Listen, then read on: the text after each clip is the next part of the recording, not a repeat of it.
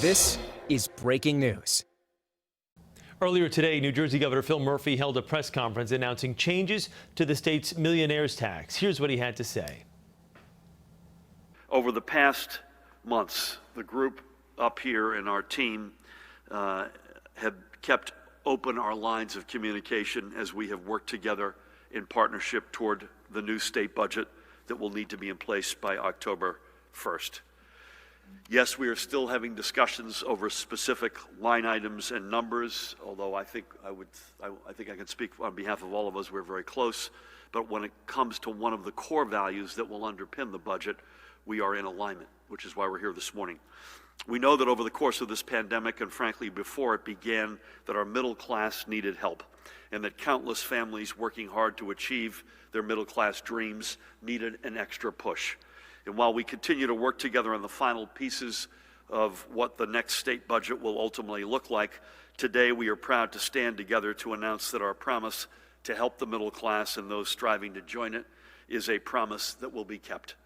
First and foremost, I'm proud to announce that we are in agreement that the new budget will include the restoration of the Millionaires Tax.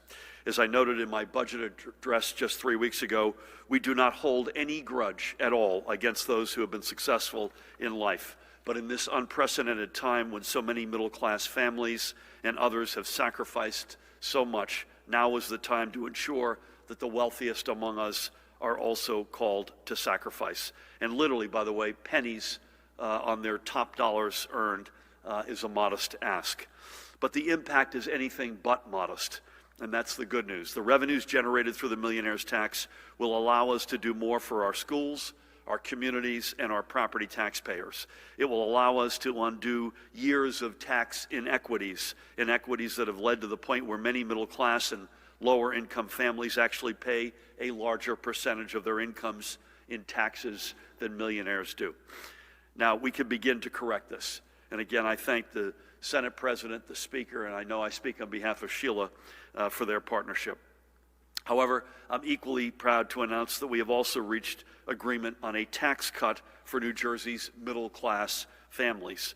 We will provide a maximum $500 tax rebate for middle-class and low-income working families with at least one dependent child, with income limits either $75,000 for a single-parent household or $150,000 for a married couple. What's important here is that this is a tax rebate, not a tax deduction. In other words, this isn't something that gets whittled away by everything else on your tax filing and becomes worth less than its face value. This is up to $500 that an estimated 800,000 New Jersey families can put directly in their pockets.